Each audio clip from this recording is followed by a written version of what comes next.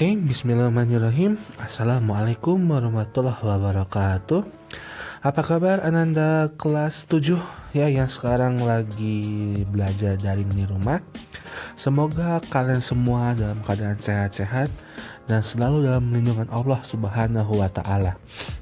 Ya, sesuai dengan pembahasan kita kemarin ya, bahwa kita hari ini akan melanjutkan ke bab 2 dari buku informatika kalian, yang mana yang pertama ini Ana akan membahas tentang namanya sistem operasi.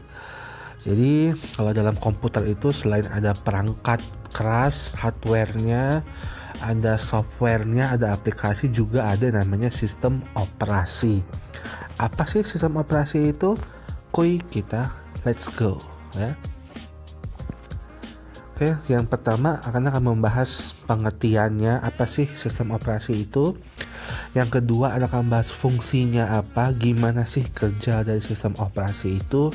Lalu yang ketiga akan membahas jenis-jenisnya. Ada berapa macam jenis sistem operasi itu ya. Kita akan bahas 3 hal itu di video kali ini ya. So stay tune, dan jangan lupa kalau mau nyiapin cemilan boleh, mau sambil makan minum juga boleh ya, sambil menonton video materi pada hari ini.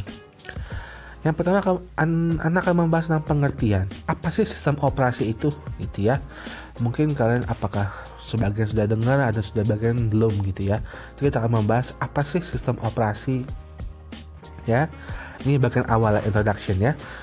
Sistem operasi atau operating system atau yang bisa disebut dengan OS gitu ya, menjadi salah satu kesatuan yang tidak dapat dipisahkan karena memiliki peran krusial dalam memanajemen setiap aktivitas pada perangkat komputer, yang mana hal tersebut akan sangat berhubungan dengan pemakaian perangkat lunak atau software, perangkat keras atau hardware, dan fitur-fitur lainnya. Jadi kemarin kita sudah bahas nih semua tentang alat-alat yang dipakai dalam komputer gitu. Tapi ada satu hal yang sangat penting dalam komputer, yaitu namanya adalah OS atau sistem operasi. Dimana kalau nggak ada ini ya nggak bisa jalan juga gitu ya komputernya. Dimana ini merupakan hal yang sangat penting gitu ya. Oke, definisi umum dari sistem operasi adalah sebuah perangkat lunak sistem yang mampu mengelola sumber daya atau resources dari software dan hardware agar dapat berjalan dengan baik, serta memudahkan proses interaksi antara pengguna dan juga komputernya. Jika dianalogikan secara sederhana, hubungan antara operating system dan komputer adalah bagai kendaraan bermotor dan bahan bakar. Tanpa ada bahan bakar, tentu saja kendaraan bermotor tidak akan bisa berjalan dengan semestinya. Ya gitu ya. Jadi hubungannya itu seperti antara bensin dan motornya gitu ya. Kalau nggak ada bensin, motor ini walaupun dia motor paling mahal di dunia sekalipun, tapi nggak ada bensinnya percuma. Sama kayak komputer tadi. Kalau kita punya CPU yang harganya mahal, monitor yang banyak, bisa sampai 3 biji, lalu keyboardnya mahal, mouse-nya mahal, tapi kalau nggak ada namanya sistem operasi dalamnya, tidak diinstal itu terlebih dahulu, maka komputer tersebut tidak akan berguna, tidak akan bisa hidup ya. Jadi memang sistem operasi seperti bagaikan bensinnya. Kalau bensin sudah diisi, maka motor tersebut bisa jalan. Sama kayak sistem operasi. Kalau komputer atau laptop itu atau HP bahkan diinstal sistem operasinya, baru seluruh kegiatan yang harusnya dilakukan di dalam komputer atau laptop atau HP baru semuanya bisa berjalan. Kalau nggak ada sistem operasi, kembali tidak akan bisa berjalan komputer sebagaimana dengan mestinya gitu ya. Oke, kita ke fungsi. Apa sih fungsi dari sistem operasi itu gitu ya? Gimana sih cara kerjanya gitu? Yang pertama, sistem operasi ini mengatur komputer ya. Sistem operasi bertanggung jawab untuk mengatur seluruh kegiatan komputer. Jadi bisa kalian bayangin sistem operasi ini punya tanggung jawab sebesar itu untuk mengatur seluruh kegiatan dalam komputer. Misal kalau kita mau main game, misalkan, maka OS harus bertanggung jawab memastikan bahwa yang keluar itu beneran game, gitu. Game itu bisa berjalan atau tidak. Gitu. Kalau kalian misalkan mau nonton drama, misalnya nonton drakor atau nonton anime atau nonton film-film lainnya. Nah, OS ini bertanggung jawab supaya proses kalian menonton itu berjalan dengan baik. Ya, memastikan seluruh filenya bagus, aplikasinya bagus, sehingga yang ditonton juga videonya bagus. Yang kedua, mengatur memori. Sistem operasi bertanggung jawab untuk mengatur berapa memori yang dibutuhkan dalam menjalankan sebuah aplikasi. Jadi misalkan di komputer kalian tuh banyak aplikasinya. Nah, misalkan kalian buka untuk nonton film, itu butuh berapa memori sih? Misalkan cuma 3, misalkan butuh memori segini, 25% misalnya, oke. Nah, OS itu bertanggung jawab untuk menyediakan itu, gitu. Jadi kalau sistem operasinya tidak berjalan dengan baik, maka yang dibutuhkan oleh aplikasi untuk berjalan di sebuah komputer itu tidak akan bisa. Kenapa? Karena OS-nya tidak berjalan dengan baik. Nah, kembali OS ini bertanggung jawab untuk mengatur berapa memori yang dibutuhkan. Jadi kembali kalau mau ngetik misalnya, itu butuh memori sekian. Oh, cuma butuh memori 5%. Maka itu tanggung jawab sebagai OS untuk menyediakan 5% itu kepada si aplikasi, sehingga aplikasi itu bisa terbuka dan bisa berjalan dengan baik, gitu ya. Lalu yang ketiga, mengatur penyimpanan file. Jadi OS ini juga bertanggung jawab untuk mengatur alokasi ruang penyimpanan di HDD atau SSD. Jadi kalian punya hard disk itu sebesar 1 terabyte atau 1000 gigabyte. Nah, kalian mau install nih, atau kalian mau mengcopy film-film yang kalian punya, itu sebesar misalkan 500 giga. Nah, OS bertanggung jawab memastikan bahwa ruangannya masih ada, memastikan file itu bisa muat di dalam hard disk. Ya, itu tugas dari sistem operasi. Dia memastikan, dicek sama dia berapa sisa HDD-nya. Kalau masih cukup, dia akan membuka ruang supaya filmnya masuk. Tapi kalau HDD atau SSD-nya tidak cukup, maka sistem operasi akan mengeluarkan peringatan bahwa file ini terlalu besar, silakan dikurangi. Seperti itu. Jadi itu tugas OS untuk memastikan file yang kita copy ke dalam komputer, ke dalam laptop, atau ke dalam HP itu sesuai. Kalau di HP deh misalnya, kan sering ada peringatan tuh, penyimpanan penuh gitu ya. Biasanya gambar kayak CD kecil gitu ya, biasanya gambarnya gitu. Nah, itu yang mengeluarkan peringatan itu adalah sistem operasi, OS-nya. OS yang memberikan peringatan bahwa memori sudah penuh, silakan dihapus misalnya. Itu peringatan dari si HP karena dia sudah mengecek, wah ini kepenuhan nih, ini harus dihapus nih, gue harus lapor ke yang punya gue misalkan gitu. Dia laporan dalam bentuk penyimpanan sudah penuh, seperti itu ya. Itu semua tugas dari OS. Yang berikutnya adalah mengatur proses input dan output data. Jadi OS itu bertanggung jawab menyelaraskan fungsi dari masing-masing perangkat input dan output. Maksudnya gini, kalau kalian mau ngetik, ada keyboard, kalian mencet huruf O, maka yang harus muncul di komputer itu adalah huruf O juga. Kalian mau ngetik angka 12, 1 dan 2. Maka itu tugas OS memastikan apa yang kita input dari keyboard, apa yang kita ketik dari keyboard, ditampil di monitor harus sama.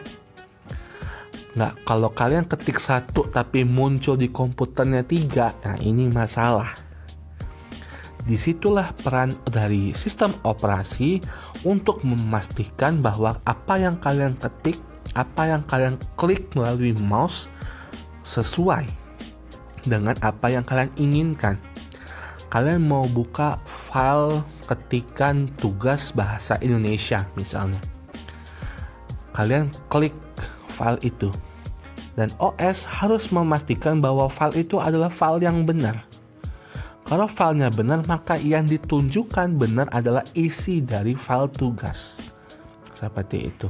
Atau outputnya, kalian setel lagu. Misalkan lagunya Ed Sheeran, Perfect misalnya. Nah, kalian klik lagu Perfect. Maka yang harus keluar dari suara speaker adalah lagunya Perfect. Bukan lagunya lagu lain. Bukan lagu Butter misalnya, bukan lagu itu gitu. Kalau kalian klik Perfect, maka harus yang keluar adalah lagu Perfect, bukan lagu Butter. Sebaliknya juga begitu. Kalau kalian mau setel lagu Butter, nah yang harus keluar melalui speaker adalah lagu Butter, bukan lagu Perfect. Itu adalah peran dan fungsi dari sistem operasi. Berikutnya mengenali perangkat. Ya, jadi kalau kalian punya komputer nih, kalian mau install printer. Nah, peran OS adalah memastikan bahwa itu adalah printer. Kan ditusuk tuh melalui kabel USB tuh, kan ditusuk, cek gitu. Nah, kalau peran OS adalah memastikan bahwa itu adalah printer. Apa yang kita pasang itulah yang akan diinstal. Jadi nggak mungkin kalau kita colok keyboard yang keluar adalah flash disk, itu nggak mungkin ya, itu kan nggak mungkin banget. Nah, ini situlah peran OS itu di situ. Peran OS adalah untuk mengenali perangkat. Ditusuk nih satu kabel, tek, kan biasanya loading dulu dan dia biasanya itu installing dulu, kenalan dulu sama ini. Oh, ini apa ya? Oh, ini kayaknya sih flash disk nih kayaknya nih. Dicek, oh ya ini beneran flash disk nih, gitu maksudnya ya. Jadi OS itu perannya mengenali perangkat-perangkat yang dipasang di komputer supaya nanti fungsinya nggak salah. Kalau sudah pengenalannya salah, kita pasang keyboard, taunya yang bergerak adalah mouse. Kita pasang mouse, rupanya pas kita klik mouse, huruf yang keluar. Nah, itu kan salah. Nah, disitulah peran OS memastikan bahwa tidak ada yang salah. Lalu berikutnya manajemen file, ya. Manajemen file ini di sini maksudnya adalah untuk membuat file. Jadi misalkan kalian mengetik, kalian mau save, kalian mau simpan filenya. Nah, filenya itu harus sesuai dengan apa yang kita ketik. Misalkan kalian ngetik di Microsoft Word, ya, kalian save, kalian simpan untuk nanti. Dan peran OS adalah memastikan bahwa filenya nanti akan dibuka kembali itu adalah file dari Microsoft Word. Bukan dari Microsoft Excel atau bukan dari foto, bukan dari lagu. Tapi ini adalah file ketikan dari Microsoft Word. Lagu, kalau misalkan habis download lagu nih, akan download lagu. Judulnya Indonesia Raya misalnya. Nah, kalian mau menggandakan file itu, kalian mau copy paste, ya, kalian mau menggandakan lagu itu. Nah, peran OS adalah memastikan yang digandakan itu sesuai. Ya nggak mungkin dong pas kita download lagu Indonesia Raya ya, kalian mencet Ctrl C atau copy, yang keluar tiba-tiba ada lagu Hari Merdeka. Itu kan nggak mungkin banget ya. Nah, itu merupakan peran dari sistem operasi supaya file-file yang ada itu sesuai dengan apa yang diinginkan oleh si user atau si pengguna komputer gitu ya. Tuh dia fungsi salah satunya ya. Oke, kita lanjut jenis. Ini sudah mulai agak lumayan panjang ya. Jadi saran Ana, kalau kalian mau berhenti dulu silakan, kalian mau ambil nafas dulu silakan. Kalian mau mengisi minum kembali silakan, atau menambah cemilan silakan ya. Karena ini agak ada cukup panjang karena kita jenisnya cukup banyak sistem operasi ini ya. Oke, berikutnya yang pertama, sistem operasi yang pertama pada zamannya yaitu namanya Microsoft DOS atau MS-DOS, bukan MS Glow ya, bedain namanya MS-DOS sama MS Glow itu beda ya. Kalau MS-DOS ini salah satu sistem operasi yang tertua ya, yang pertama kali dibuat, sistem operasi yang pertama kali dibuat. Masih bentuknya seperti ini ya. Kalau kalian masih ingat di bab 1 kita membahas CUI dan GUI, Character User Interface, dan juga GUI atau Graphic User Interface gitu ya. Nah, jadi ini kan termasuk dari CUI, Character User Interface, di mana perintah yang dimasukkan adalah berupa kata-kata atau berupa teks gitu ya. Dan ini yang pertama kali sistem operasi dibuat tahun 81 oleh Microsoft, termasuk jenis CUI. Katanya sih dipakai para hacker ya, para hacker itu ya, yang rasa hebat itu ya. Nah nah ini yang sering dipakai oleh para hacker itu kalau dia mau menghack apa gitu ya. Ini yang sering dipakai. Kenapa? Karena ini aman. Maksudnya aman tuh bukan aman dari apanya, maksudnya ini jarang dipakai orang gitu. Dan mereka menggunakan aplikasi yang jarang dipakai orang supaya tidak bisa terdeteksi dengan mudah. Seperti itu sih tujuannya gitu ya. Berikutnya ada Microsoft Windows. Nah, ini yang sering dipakai.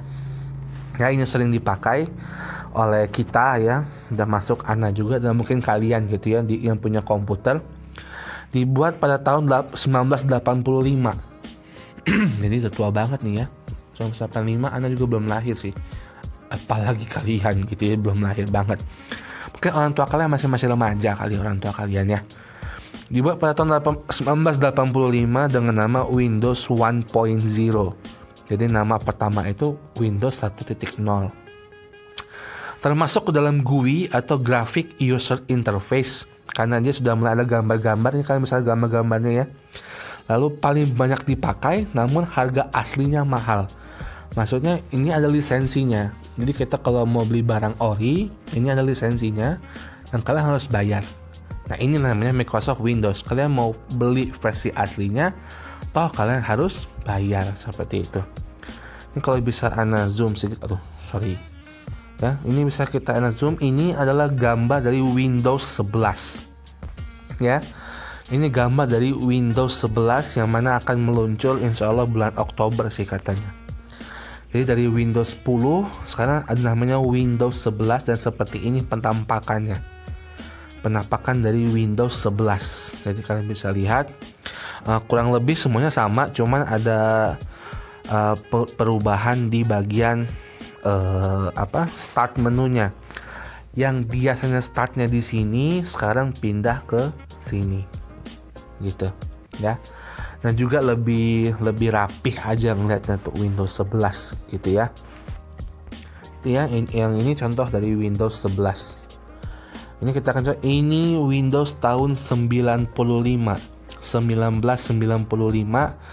Seperti inilah tampilan Windows. Ya, tua banget nih kayaknya ngeliat nih ya. Masih bentuk-bentuk ini kelihatan banget laptop komputer yang udah 95 loh. Ana aja belum lahir, Ana aja baru lahir tahun 96 gitu ya. Ini sudah ada Windows edisi tahun 1995. Kalian bisa lihat ini jadul banget sebenarnya. Tapi ini tuh membawa nostalgia sih. Ya, dari suaranya, dari banyak yang unik-unik lah gitu. Dari Windows 95 gitu ya. Dan yang selanjutnya ada Windows XP. Nah, ini juga sebelum Windows 7, sebelum Windows 10. Wow, ini banyak banget nih yang pakai XP. Ini dibilangnya sudah sangat revolusioner sekali pada zamannya. Ya, tahun-tahun 90-an atau 2000-an. Tahun 2000-an gitu deh. Jadi, ini tuh sangat keren pada saat itu gitu ya. Tapi sekarang sudah sampai Windows 11 kan. Jadi kebayang seberapa cepatnya perkembangan teknologi itu.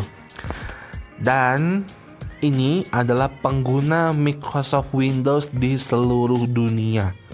1,5 miliar orang di dunia menggunakan Microsoft Windows. Can you imagine that? 1,5 miliar orang, termasuk Ana, termasuk mungkin ayah dan ibu antum atau antum sendiri, pengguna Microsoft Windows yang terdaftar sebesar 1,5 miliar. Wah, banyak sekali ya, tapi memang seperti itulah kenyataannya. Memang banyak yang menggunakan Microsoft Windows. Dan ini ada quotes ya, ini yang dari yang punya Microsoft. Kata Bill Gates, untuk menang besar, terkadang Anda harus mengambil risiko yang besar pula. Ini sebatas quote aja ya. Boleh kalian resapi, boleh kalian bisa diterapkan seperti itu. Jadi kalau kalian mau menang, harus ada resiko yang besar. Artinya rela berkorban seperti itu. Ya, itu menurut yang punya Microsoft tadi. Ya, sedikit intermezzo saja sih ya. Yang berikutnya adalah Unix. Nah, Unix ini di akhir tahun 60-an dibuat, ini tua juga ya. Tapi bukan untuk komputer umum.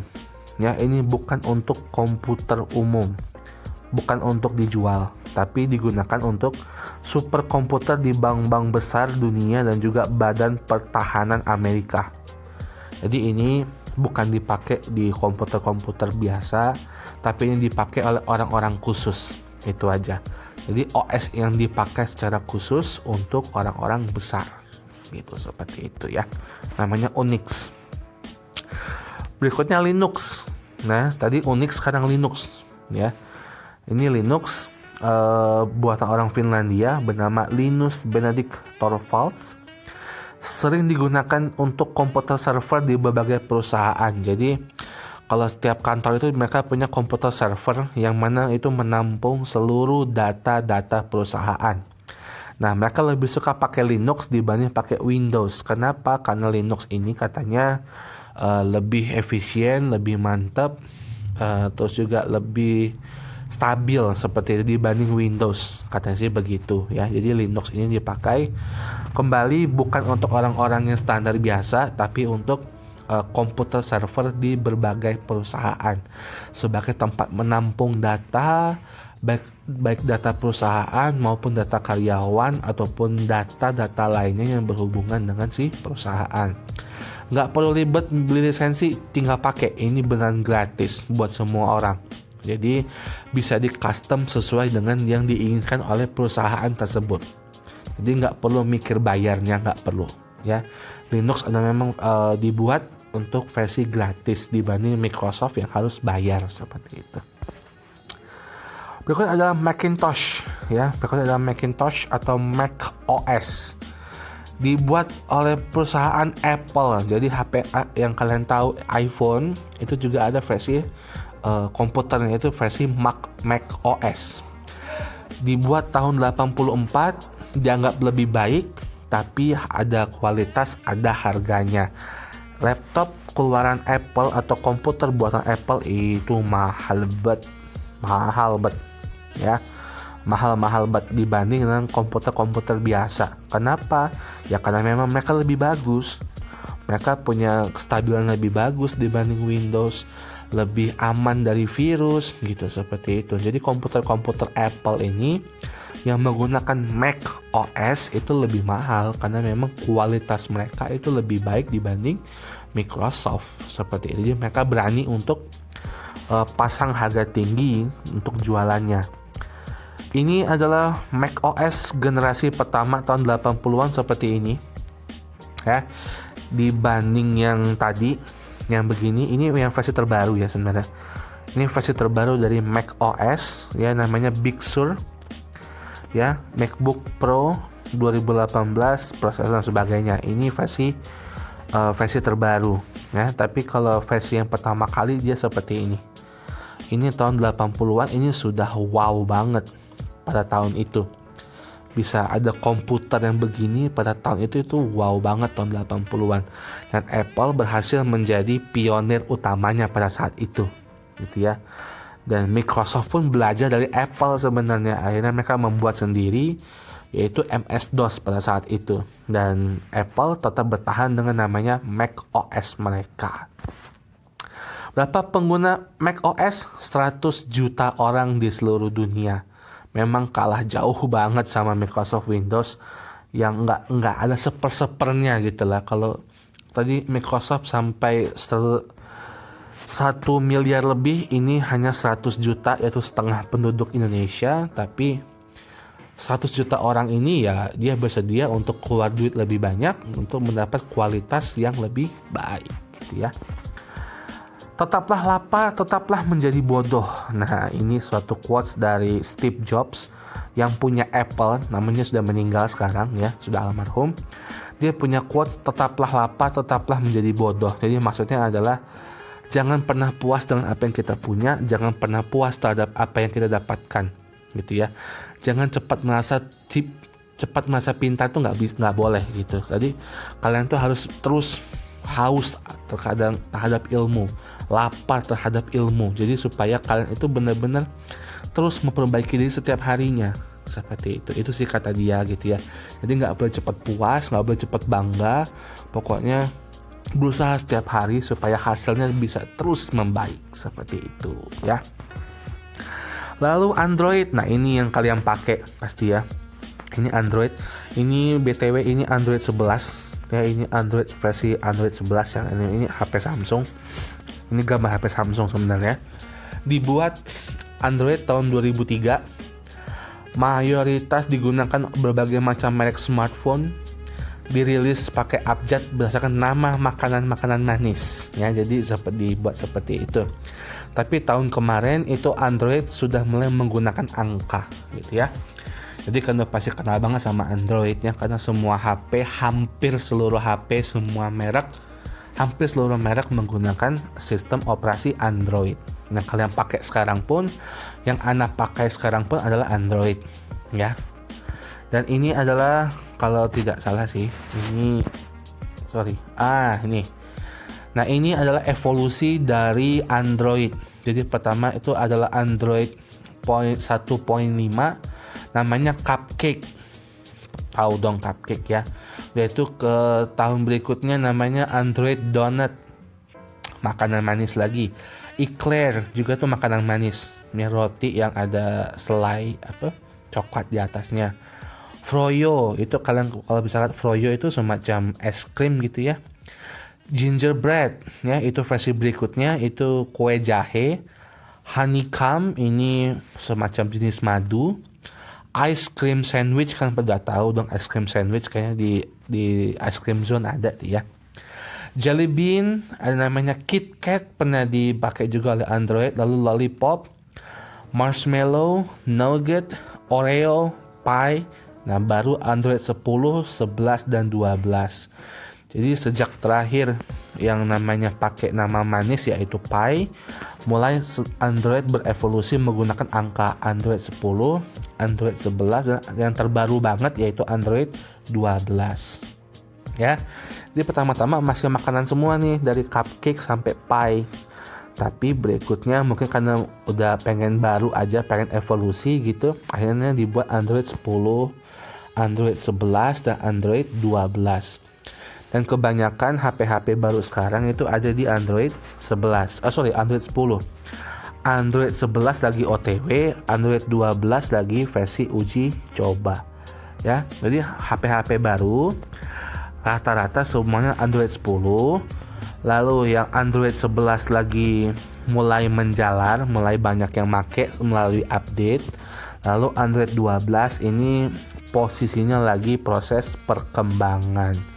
Sementara yang ini masih ada, Ana masih pakai yang ini ya, Ana versi Android yang Pie. Tapi kalau ke bawahnya hampir tidak ada lagi. Ini sudah tidak diproduksi lagi dan juga termasuk dari sini. Ya.